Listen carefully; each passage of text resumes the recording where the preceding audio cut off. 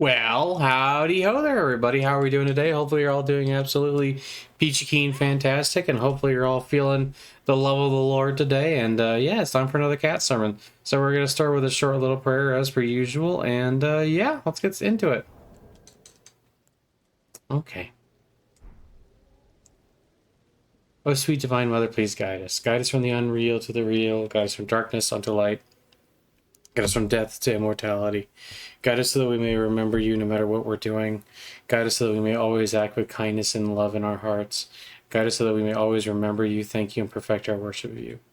Guide us so that we may always feel your presence and may always come closer to you. Guide us so that no matter what happens, we can feel your love and that we know that we have hope and understanding and love in you. Thank you, Divine Mother, for everything you've given us. Om Krim Lakalikai Namaha. Okay. You know, a lot of crazy stuff can happen in life, and there's always something that seems like it wants to get folks down. But, you know, with the Divine Mother, we have this infinite source of hope, bliss, love, and understanding, you know? We always get to have all of these wonderful things in our lives, and we don't have to worry about being loved or not, because the Divine Mother always loves us. And no matter what we're doing, we can rely on her to, you know, help us get through difficult times. And there's always going to be some difficult times, and there's always times which, you know, will make you question things or will make you, you know, feel bad if you let them. But with the Divine Mother, if we take refuge in her, we can always feel a little bit better. And when we get closer to the Divine Mother, we'll feel great when we take refuge in the Divine Mother. It's really wonderful, actually. And, you know, there's a lot of useful sayings about this. One is, well, there's two here from the Quran I have, and one is Quran Surah 2, Ayah 286, which is Allah does not burden any. I'm sorry, let me rephrase that. Allah does not burden a soul beyond that it can bear. So, you know, no matter what's going on, God doesn't give you challenges that you can't bear. My mercy encompasses all things, and that's from Quran chapter 7, verse 156. And as one of my favorite verses in the Bible, and I like to share this one a lot, is from 1 Peter chapter 5, verse 7, which is, cast all your anxieties on him because he cares for you. And Proverbs 29:25, fear of man will prove to be a snare, but whoever trusts in the Lord is kept safe.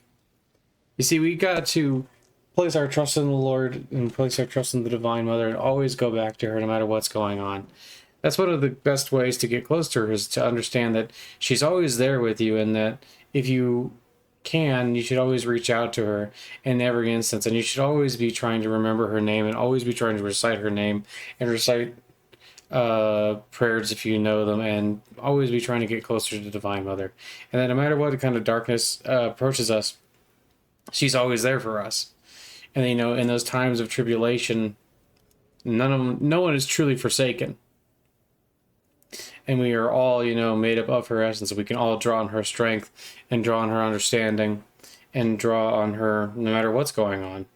And the other thing that's really nice about this is, no matter what's going on, you can always find forgiveness in the Divine Mother, because the Divine Mother has infinite compassion and is willing to forgive all things and is willing to, like, help guide us along the way. That doesn't necessarily mean that there won't be any punishment if we do something really, really bad, or that things can't, you know, still gonna go a little tilted from time to time. But by clinging onto the Divine Mother and really seeking refuge in her, we can truly enjoy a fountain of strength that is, you know, everlasting and never drying up. And in Psalm 3, verse 3, it says, but you, Lord, are my shield, are a shield around me, my glory, the one who lifts my head high. And Sri Ramakrishna says, the breeze of grace is always blowing, set your sail to catch that breeze. And I think that's really true. Sometimes you just really gotta, like, set your sail so that you can catch the breeze of the grace of the Lord.